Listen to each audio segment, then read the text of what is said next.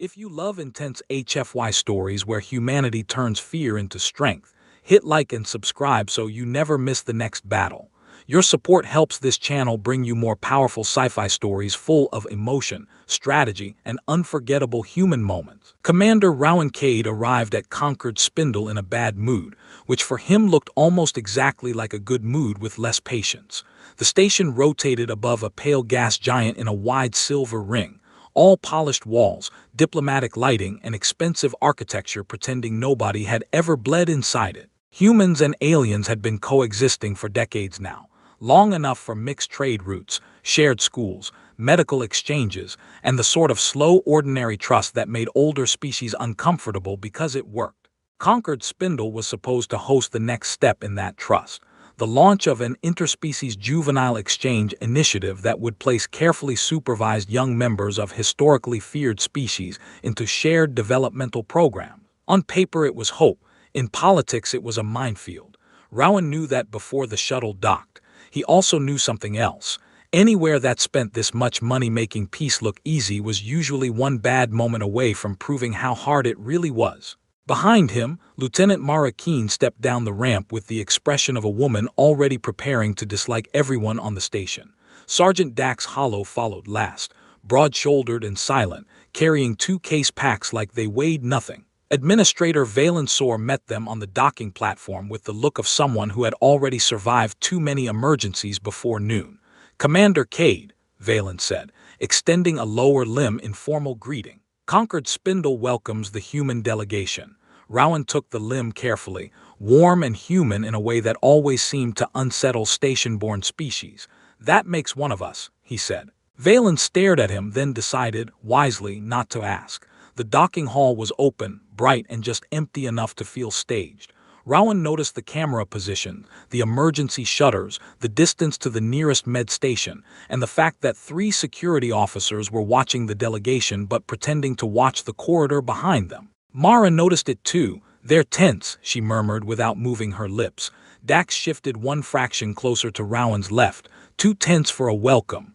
Valen was still speaking, probably about quarters, reception sequence, and the evening's diplomatic calendar, but Rowan's attention had drifted toward a fast scraping sound from the cross corridor. He turned before anyone else did. A young Varric cub came around the bend on a failed guide tether, all midnight scales, silver eyes, and too much body for the speed it had chosen. Its handler, a young man in station gray named Jess according to the badge, was half running behind it with both hands on a control line that was no longer controlling anything. Valen's posture tightened instantly. "Oh no," Mara's voice dropped. "That's your juvenile exchange symbol, isn't it?" Valen did not answer because the answer was obvious. The cub was Keth, the station's most politically valuable bad idea, the first Varric juvenile approved for supervised off-world socialization under the new program. Varric adults were pursuit predators with a long military history, and a longer list of species who still flinched when they entered rooms. Bringing one of their young onto a public station had already made half the council nervous. Letting it break loose in front of the human delegation was the sort of event that ended initiatives before the paperwork cooled. "Do not move," Valen said sharply. Jess was breathing too hard to speak properly. "Exercise gate failed," he managed. He got overstimulated. Keth had already seen the humans, that was the problem. Rowan stood still but not stiffly. The cub's attention locked on him, then flicked to Mara, then Dax, then back to Rowan, because Rowan was the one not trying to look harmless. He was simply looking back. Curiosity pulled Keth closer, claws ticking softly over the dock plating. The cub circled once, tail low, nostrils working. Rowan saw it immediately. Not aggression yet. Curiosity tipping toward overload. Jess made the mistake first. He reached for the tether too suddenly. At the same time, one of the station security officers shifted his grip on a sidearm. Keth caught both movements, panicked, and lunged. Mara was already moving, but Rowan was faster where it mattered. He turned enough to keep the bite off his throat and let it hit his forearm instead. Teeth punched through suit fabric and into flesh. Pain went bright and clean. Jess shouted. Valen swore in a language the translators declined to render. Dax took 1 step forward and stopped only because Rowan barked, "Hold." Then, through clenched teeth, with blood already spotting his sleeve, Rowan looked directly at the cub and said in the calmest voice on the dock, "Easy, little man." That arm is in use. Keth released him instantly. That should have made things simpler. It did not, because now everyone on the platform saw the same thing Rowan did. The cub was not preparing for a second attack. It had gone rigid against the bulkhead, scales bleaching pale with panic, eyes huge, body tucked inward despite its size. It looked less like a predator and more like a kid who had just realized one mistake might erase his future. Security drones dropped from the ceiling on threat response, red lights fixing on Keth's chest. Jess raised both hands uselessly. "Please don't fire." Valen snapped toward the drones, but Rowan moved first. He dropped to one knee in front of the cub, putting his own body between it and the targeting lights while blood ran steadily down his arm. Mara made a small furious sound behind him. "Rowan, still using the arm," he muttered. Then he looked at Keth, not the teeth, not the size, not the danger, just the fear. "Hey," he said softly, "look at me." Keth did. The translation tag at his throat flickered once. "I bit you," the cub whispered. "Yeah," Rowan said. "That part happened." Keth's scales flashed with misery. "They will send me away." Rowan let out one sharp breath through the pain. "Not if everyone stops being dramatic for 10 seconds. Dax stepped in front of the nearest security officer without drawing a weapon. Mara moved to Rowan's other side, already pressing a field seal against his torn sleeve with one hand while glaring at the drones like she might bite them herself. Valen stared at the scene as if reality had become procedural misconduct. "I hurt you," Keth said, voice small enough now that the translator almost lost it. Rowan nodded once. "You did." The cub flinched. Rowan lowered his voice further. "And you knew it the second you did it. That matters." Keth's breathing shook. "Mother will be ashamed." Rowan almost laughed, then decided that hurt too much. "Kid, if mothers stopped loving children for terrible decisions made in crowded places, my species would have died out." One of the security officers made a strangled noise that might have been disbelief. The drones were still targeting. Rowan did not take his eyes off Keth. "You got scared and made a bad call.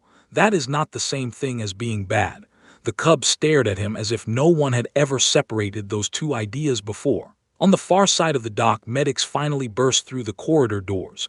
Valen found his voice at last. "Medical team, now." Rowan glanced down at the blood on his hand, then back at Keth.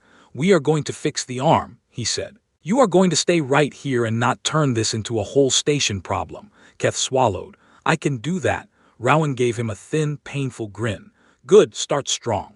And all across the dock, with drones hovering, officials staring, and a diplomatic mission hanging by one bitten arm, people began to understand that what should have become an incident was turning into something far stranger. By the time the medical team got Rowan Cade off Dock 7, half of Concord Spindle had already heard 3 different versions of what happened. In one, the human commander had nearly lost his arm. In another, he had somehow stared down a Varric juvenile mid-attack and bent it to obedience with nothing but eye contact. The truth was stranger, and to Administrator Valen Sor, far more administratively offensive. Rowan sat on a med platform with his torn sleeve cut away to the shoulder, while Dr. Issa Vaughn ran a scanner over the puncture marks with the expression of a woman personally insulted by biology. Mara stood at his right side with a sealed med kit in one hand and restrained violence in the other. Dax stood near the door, broad and silent, making it very clear to everyone who entered that Commander Cade was not available for more surprises. Vaughn clicked her mandibles against the scanner display. "This should be worse." Rowan glanced down at the arm wrapped in clear mesh. "That is a deeply reassuring opening sentence." Vaughn ignored him. "Varric bite pressure should have cracked the radius." Their saliva carries enzymatic agents that usually begin tissue destabilization immediately. Yet your bleeding slowed before I finished the first pass and your muscle structure is already compensating. Rowan looked at Mara. "You hear that? I am medically annoying." Mara did not smile. "Try not to make a hobby of it." Valen floated in from the corridor with 2 station legal officers behind him and stopped just inside the threshold. "Commander Cade, I regret to inform you that because the incident occurred during a diplomatic intake, station protocol requires a formal grievance statement before the end of this cycle." Rowan leaned back against the med support. "No," Valen blinked. "No, you refuse to provide a statement." "No, I refuse to make it a grievance." One of the legal officers spoke up. "Commander, the Varric juvenile inflicted an unprovoked injury during a live reception." Rowan turned his head slightly. "That sentence is doing a lot of manipulative work." The officer stiffened. It is factual. Rowan lifted his good hand. Then here is another fact. The bite ended the second he understood what he had done. Add that to the file too. Vaughn gave a dry sound that might have been contempt or amusement. I would advise the station to record all of it. Humans become extremely tiresome when misquoted. Valen rubbed one lower limb over his brow ridge. Commander, if you decline grievance, the review board will assume you are under pressure not to escalate. Then tell the review board pressure would have looked like me demanding someone punish a kid who was already horrified. That was when the soft scrape came from the doorway. Every person in the room turned. Keth stood in the hall with Handler just one pace behind him, both of them looking as if they expected the room itself to reject them. The cub had washed the blood from his muzzle, but shame still clung to him more clearly than anything Red ever could. In one clawed forepaw he held a folded square of cloth. Jess looked from Rowan to Valen and said in a strained whisper he would not stay back. Mara's posture sharpened instantly. Dax did not move at all, which on him meant alertness had become absolute. Rowan saw the cloth and recognized it at once. His handkerchief from the docking platform, cleaned and folded with the uncertain care of someone trying very hard not to make things worse. You came all the way here to return laundry, he asked. Keth looked down at the cloth, then forced himself to take 2 small steps inside. I brought back your blood cloth, he said, and I am sorry again. The first apology felt incomplete. Nobody in the room had prepared for that. Valen looked as if paperwork had become philosophy without filing notice. Vaughn slowly lowered her scanner. Rowan held out his uninjured hand. Come here. Keth hesitated, then crossed the room with the slow, deliberate movements of a creature terrified of his own size. He placed the folded cloth on the platform beside Rowan's leg and immediately tucked his claws inward. Are you angry? He asked. Rowan considered the question seriously because children always knew when adults treated fear like an inconvenience. Sore, yes. Angry, no. Those are different departments. Keth's scales flickered uncertainly. I hurt you, Rowan nodded once. You did. The cub flinched so hard Mara's hand twitched toward her sidearm before she caught herself. Rowan went on before the silence could do damage. But hurting someone does not automatically tell me why they did it. You panicked. That matters. Keth swallowed. Most adults only care that I bit you. Rowan's mouth bent into the nearest thing he had to a smile while in pain. Most adults are lazy when fear gives them a shortcut. Dax from the doorway finally spoke. If he meant to maul you, sir, he would have. Jess looked at him in shock. Mara glanced over too, then back at Keth. He is right. You had a second attack and didn't take it. Keth's eyes moved from one human to the next as if each of them had decided to speak a language he had not known existed. I was ashamed before he bled, he said quietly. Vaughn made a thoughtful sound and pointed the scanner at the cub instead of Rowan. Interesting. Valen stared. Doctor, that is your response. Vaughn did not look up. My response is that the creature is showing self-directed distress rather than predatory continuation. From a medical perspective, that is extremely relevant. From a bureaucratic perspective, I assume it will be ignored until someone makes a speech. Rowan reached out slowly and rested his hand between Keth's head ridges. The cub went still, then leaned into the touch by one careful inch. No speeches yet, Rowan said. First rule is easier. Next time you get overwhelmed, you say something before your teeth decide the meeting for you. Keth looked up. What do I say? Rowan answered immediately. Anything honest. Back up. Too close. I don't like that. Fear sounds a lot better in words than it does in blood. Jess made a broken, relieved noise behind him. Valen looked from the bleeding human commander to the predator child leaning under his hand and realized, with growing exhaustion, that this was not the end of a diplomatic problem. It was the beginning of a much stranger one. Conquered Spindle tried to turn the bite into paperwork before the blood was even dry. That was how stations survived fear. They named it, categorized it, filed it, and hoped the neatness made it safe. By second shift, the public story had already split in 2 directions. One version said the new human commander had been attacked by a predator juvenile and heroically refused retaliation. The other said the juvenile coexistence program had failed in the most public way possible, and only human stubbornness was delaying the necessary response. Neither version pleased Rowan Cade. He sat through the first review chamber with his left arm bandaged from wrist to elbow, Mara at his right shoulder, Dax at the door.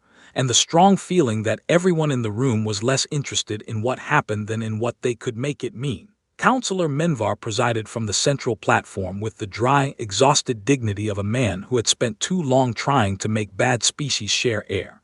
Security Marshal Terran Vosk stood 3 levels below him, looking like he had come prepared to argue with gravity itself. Administrator Valen hovered near the records tier with 3 slates and 1 visible headache.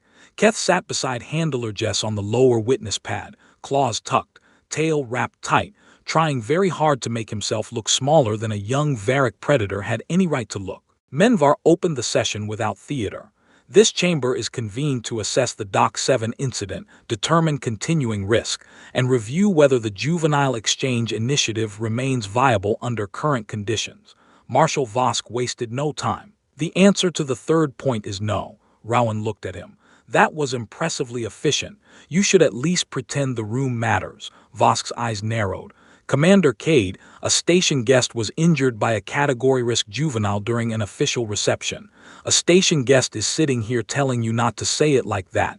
Menvar lifted one hand before Vosk could respond. Commander, the chamber requires clarity, not sarcasm. Rowan leaned back in his chair, then winced because his arm reminded him that sarcasm did not count as pain management. Fair enough. Clarity is this. Keth bit me, released immediately when checked, showed no follow-up aggression, and has displayed remorse every minute since. Vosk's jaw tightened. You are not qualified to interpret Varric threat behavior. No, Rowan said. I'm qualified to interpret what usually happens after something actually wants me dead. The room went still for half a beat. Dax from the doorway added in his low, even voice, if the juvenile intended full predatory commitment, Commander Cade would not be here. Mara glanced at him once, approval so brief it almost hid itself. Vosk shifted tactics. The Juvenile Exchange Initiative is not a philosophy project. It is a security program under political observation. One bite in public is enough to collapse support across 12 sectors. Rowan nodded. That is true. The agreement threw Vosk off balance. Then you understand why containment must be reclassified. No, Rowan said calmly. I understand why half this room is terrified of how easy it is to kill an idea with one frightened moment. Menvar looked down at him. You believe the program should continue. Rowan glanced at Keth, then back to the dais. I believe fear should not get voting rights before facts. Valen's sensory frills twitched in a way Rowan had come to understand as approval hidden inside administrative misery. Dr. Issa Vaughn, seated near the medical records console, projected the injury report into the air above the chamber. A clean rendering of Rowan's arm rotated slowly, puncture depth highlighted in blue. For the sake of everyone trying to make this more dramatic than it is, the bite was serious but controlled, she said. No bone fracture, no tissue collapse, no second engagement, enzymatic contamination contained. The commander is irritatingly recovering. Rowan raised his good hand. You always know how to make a man feel special, Doctor. Vaughn ignored him. More important than the commander's recovery is the behavioral sequence. The juvenile exhibited immediate distress after release, no pursuit response, no dominance display, and no attempt to continue the attack. That pattern is not consistent with a predatory escalation event. It is consistent with an acute panic reaction. Vosk made a sharp clicking sound. Fear does not make the wound less dangerous. Vaughn turned toward him. No, it makes your conclusions less intelligent. That drew a murmur through the chamber, and Menvar let it happen because some truths benefited from echo. Then he turned to Keth. Juvenile, do you understand why you are here? Keth lifted his head carefully. Because I bit the human. Menvar's tone softened by a fraction. Do you understand what nearly followed? Keth's scales dulled. Removal, shame, program failure. Rowan watched the room react to the way the cub said those words. Not like a creature being corrected. Like a child repeating the sentence he had been hearing in his own head since Doc 7. Menvar asked, why did you bite him? Keth swallowed. Jess started to step closer, then stopped when the cub spoke on his own. Too many moving things. Wrong hand speed. New scent. I thought I was about to be grabbed. Vosk cut in sharply. So the juvenile is admitting instability. Rowan turned his head. Marshal, if you interrupt a scared kid while he's doing the difficult thing and telling the truth, I'm going to become personally unhelpful. Menvar did not rebuke Rowan. Instead, he looked back to Keth. And after the bite, Keth's eyes flicked once toward Rowan's bandaged arm. I knew I had made the worst choice fast. I thought he would shout, or they would stun me, or send me away. And when none of that happened, Keth's voice fell smaller. I did not know what to do with Mercy. That landed harder than anything else said in the room. Mara stepped forward then, not emotional, not soft, just precise as ever. For the record, Commander Cade did not excuse the bite. He interrupted the panic spiral before it became a station incident. Menvar tilted his head. Expand that. Mara clasped her hands behind her back. The juvenile was not gearing up for a second attack. He was bracing for punishment. Commander Cade recognized the difference. So did Sergeant Hollow. Had security escalated in that moment, Doc 7 would have become exactly the kind of interspecies disaster everyone now claims to fear. Dax added. He also came to medical to apologize without coercion. Valen finally spoke from the records tier and returned a personal belonging he had cleaned himself. Menvar looked toward Keth. Why? Keth blinked. Because apologies should carry weight. Rowan breathed out through his nose, almost a laugh. There. That one should go in the minutes. Menvar was quiet for a moment, then said, the chamber grants temporary continuation under monitored status. No termination review today. Full reassessment in 10 cycles. Vosk started to object, but Menvar spoke over him. Because the facts are no longer as simple as your fear requires them to be. Rowan stood carefully, pain pulling at his arm, and looked at Keth. Good, he said. Now we do the difficult part. Keth looked up. Which part is that? Rowan's mouth tilted at one corner. Getting better on purpose. Getting better on purpose turned out to be much less dramatic than the review chamber had hoped and far more difficult than Keth expected. Conquered Spindle put the cub on monitored movement status, which in practice meant he could move through selected public sections of the station only while wearing a bright blue guidance harness and remaining under the supervision of handler Jess, one security observer, and, whenever possible, the very human commander he had bit. Rowan Cade objected to the harness wording immediately. He is not hazardous cargo, he told Administrator Valen in the Garden Dome 2 mornings later. He is a kid on probation. Valen, who had already rewritten 3 incident memos because the human kept refusing the easier version of events, replied, the council prefers categories that fit inside filing systems. Rowan sat on a low stone bench beneath the false sunlight with his healing arm in a support wrap, and Keth stretched several feet away pretending not to listen. Then your council should try meeting children. They ruin filing systems for sport. Mara stood nearby with a slate in hand, recording compliance notes with the expression of someone who would rather be clearing a hostile station than documenting emotional progress. Dax leaned against the entrance arch, motionless enough to look decorative to fools and dangerous enough to stop fools from proving it. Keth finally lifted his head. What is probation? Rowan looked at him. It means people are giving you another chance while pretending that makes them generous. Keth thought about that. Humans make insult and kindness sound too similar. Dax spoke without moving. That is because he enjoys both. Rowan never called what followed training, mostly because the moment adults called something training, they started performing for results instead of building them. So he made it simple. Rules, repetition, honest correction, no speeches. Ask before approaching, he said when Keth forgot and drifted too close to a passing courier. The cub stopped at once, backed up 3 careful steps, and asked in awkward standard, can I come nearer or do you want space? The courier nearly dropped her data case but managed, after a visible internal struggle, space please.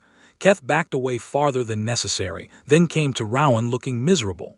I did it wrong. No, Rowan said, you did it late, different problem. Keth blinked. How different? Rowan held up 2 fingers with his uninjured hand. Wrong means panic, late means timing. Timing you can fix. That kind of distinction mattered. Rowan gave them out constantly, like tools. Mouths closed near people. Claws in when excited. Words before instinct. If overwhelmed, say so before the body decides for you. Keth learned quickly because, beneath all the public fear and policy language, he wanted one thing with the wild intensity only young beings managed. He wanted to stay. Mara noticed the progress before she admitted she had. On the 4th monitored day, Keth flinched when a maintenance drone dropped from an overhead track, his scales flashing pale with reflex, but instead of lunging or bolting, he pressed himself backward against a planter and said through gritted teeth, too much. Too much? Need 1 second. Rowan moved into his line of sight, not touching, not crowding. Take two, Keth breathed, claws digging tiny lines into the deck plating he was trying not to ruin. Dax stepped subtly between the cub and the gathering onlookers so nobody turned fear into a spectacle. When Keth's breathing finally steadied, Mara marked something on her slate. Rowan noticed. That approval, that is notation. Liar. Mara did not look up. The juvenile used verbal regulation under overload. Keth's head lifted a little. That sounds good, Dax answered before Rowan could. It is. The cub's scales warmed from anxious gray toward a faint blue he was still learning not to wear too proudly in public. The station began to notice. At first, people watched from safe distances, the way sentient beings always did when reality became more interesting than policy. A maintenance pair paused in the upper walkway and saw Rowan roll a magnetic service sphere across the floor while Keth tracked it with painful concentration, then stopped himself before pouncing because the point was restraint, not retrieval. Good, Rowan said when the cub merely touched the sphere with one paw and sat back. That is self-control. Keth's scales flashed bright blue. I wanted to jump. I know. I did not. I noticed. Valen, arriving midway through the exercise with a fresh packet of revised protocols, stopped under the arch and watched in silence while Jess covered his mouth with one hand and looked suspiciously emotional. Is the ambassador training the juvenile? One of the clerks whispered. Valen stared at Rowan, at the cub, at the impossible ordinariness of the scene.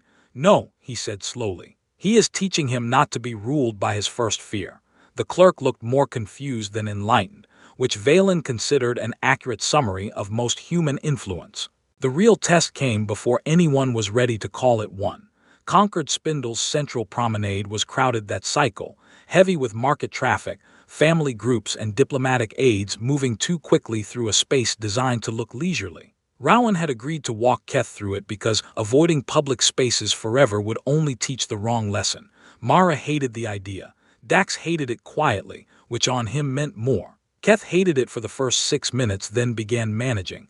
Ask before turning corners. Pause when startled. Keep the tail low. Do not read every moving hand as danger. Rowan stayed close without hovering. You're doing fine, he said after the cub successfully ignored a dropped crate and a pair of squealing hatchlings from a herbivore nursery group.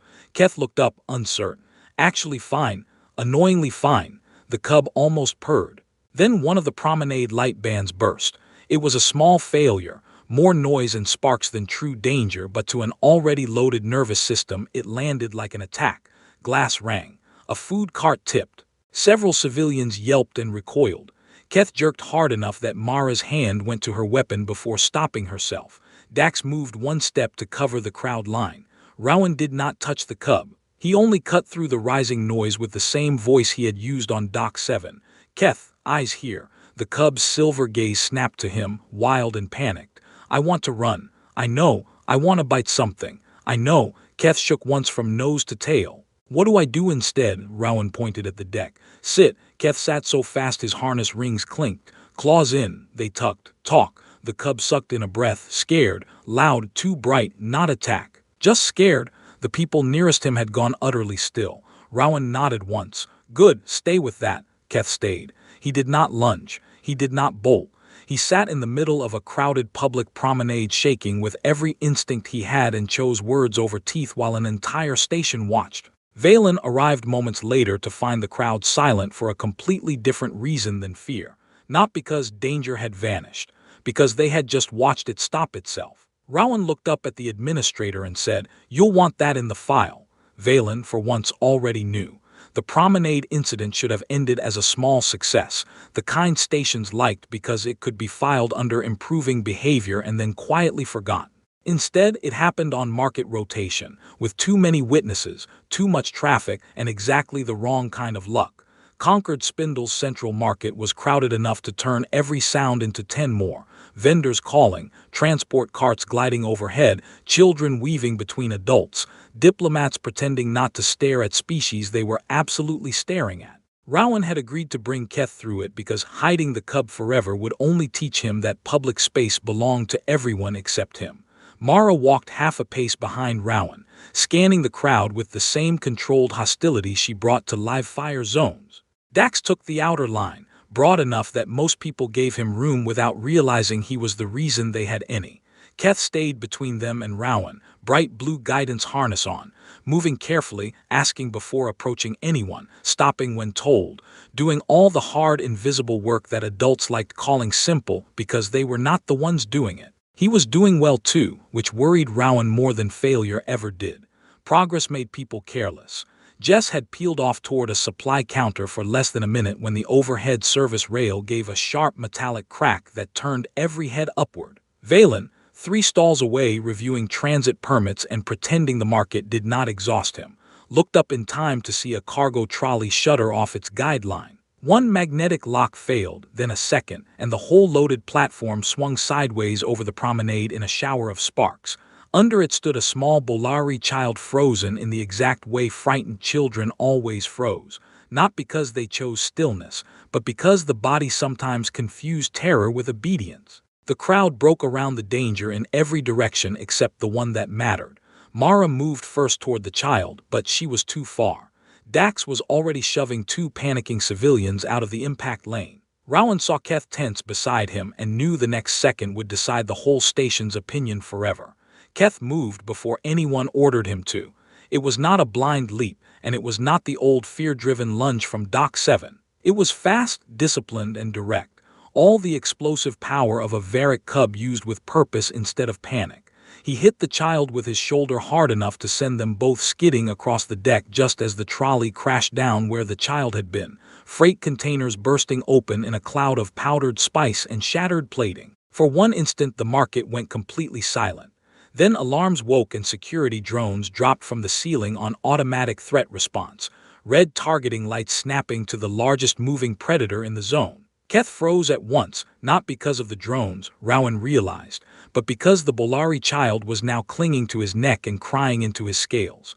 The cub's eyes lifted toward Rowan with a look so nakedly terrified that it almost hurt to see. "I moved too fast," he said, voice shaking. "I am sorry. I smelled falling metal. I did not bite. I did not even show teeth. I just..." Rowan stepped between the drones and the cub before the sentence could break apart. "Stand down," he said. The nearest security officer shouted back, "Commander, move aside.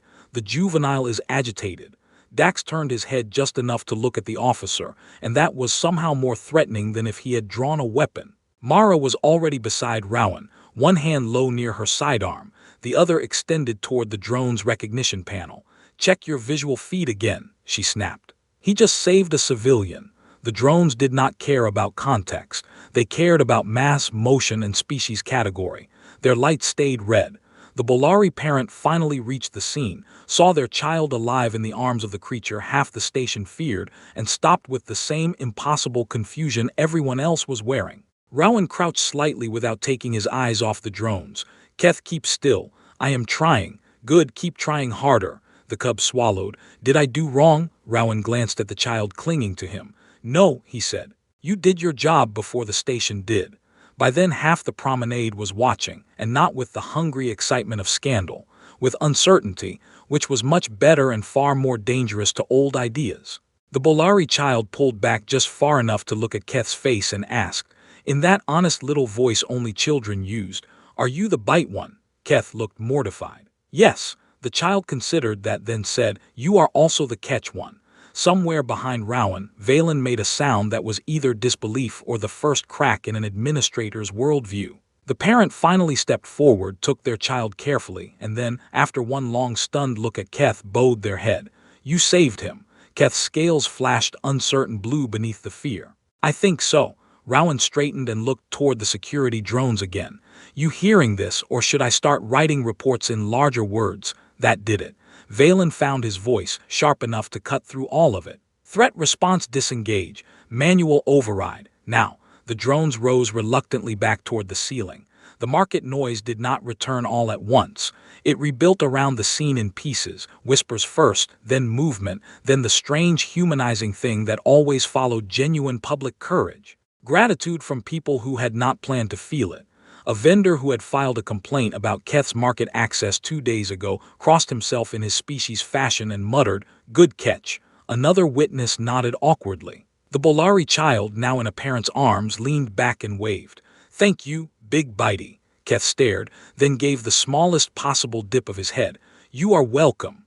Rowan looked down at him and let one corner of his mouth lift. "Not bad, little man." Keth's breathing finally steadied. "I use speed without panic." Mara glanced at him, then at Rowan. "That goes in the file." Dax, still holding the outer line like a wall with opinions, added in his low, calm voice, "So does the part where station security almost punished the rescue." Valen closed his eyes for one tired second because he knew they were both right. And all across Concord Spindle, the story began to change. The creature they expected to fail under pressure had just done what the system around him almost could not. He had chosen control, protection, and restraint while everyone else was still deciding what category to put him in. The market rescue should have settled the question of Keth once and for all, but stations did not surrender old fear just because reality embarrassed it in public. Concord Spindle responded the way institutions always did when something impossible happened in front of too many witnesses. It called another review. This time the chamber was fuller, the security presence heavier, and the mood far less curious.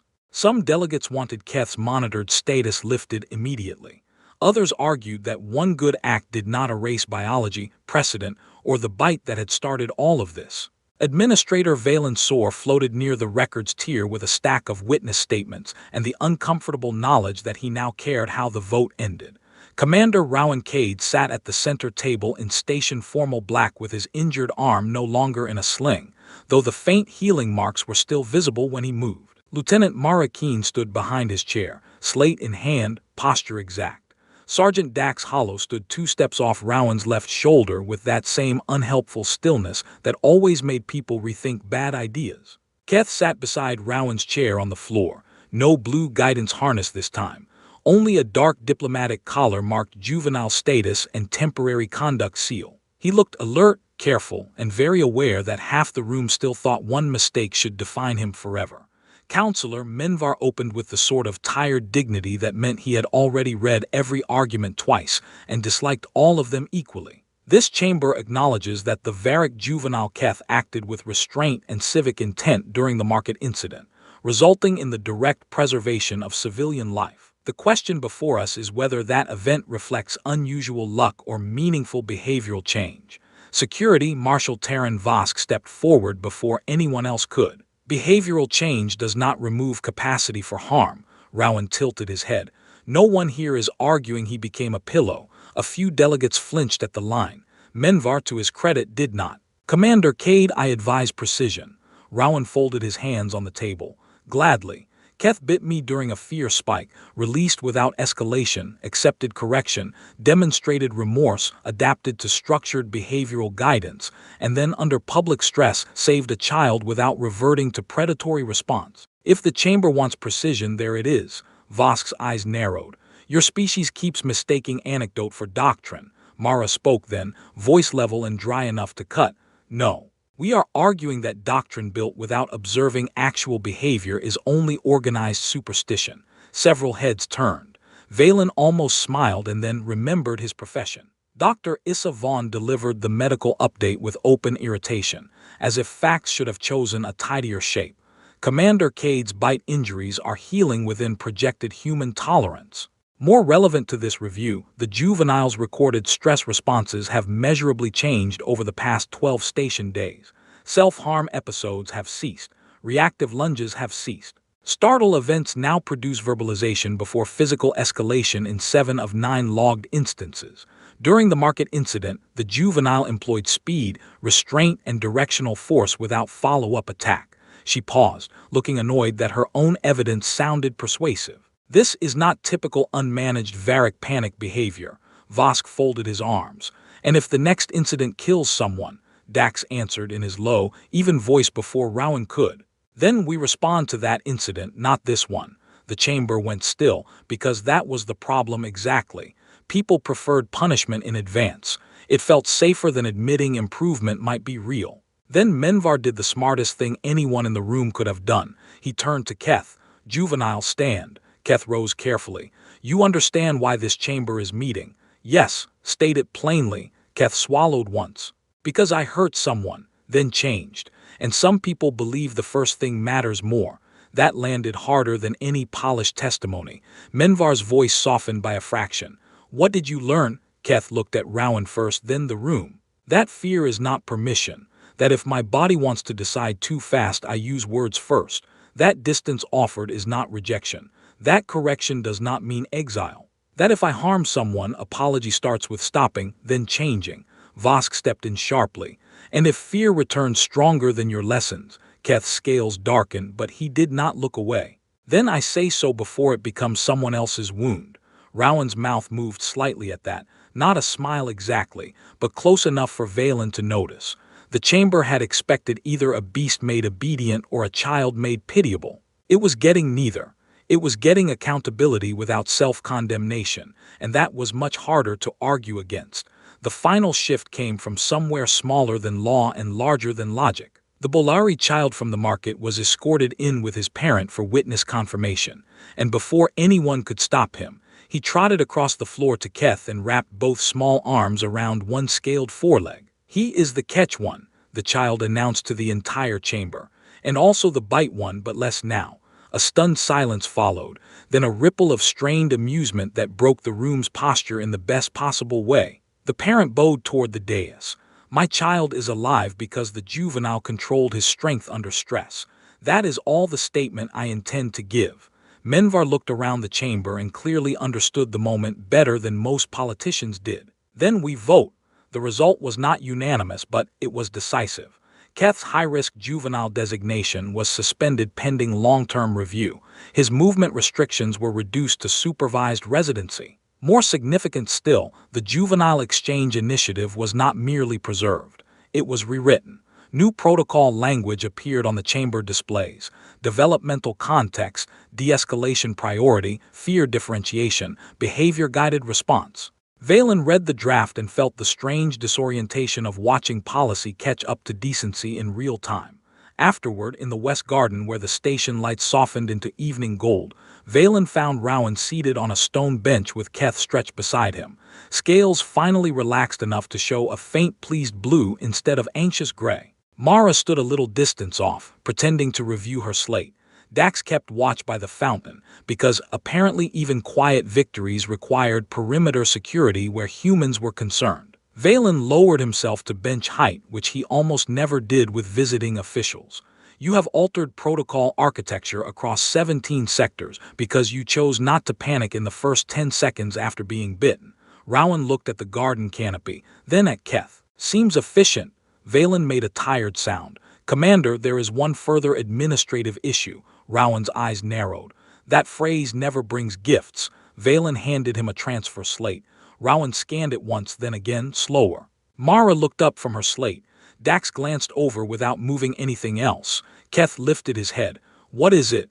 Rowan looked at the cub for a long moment, then back at Valen. "Guardianship review." Valen inclined his head.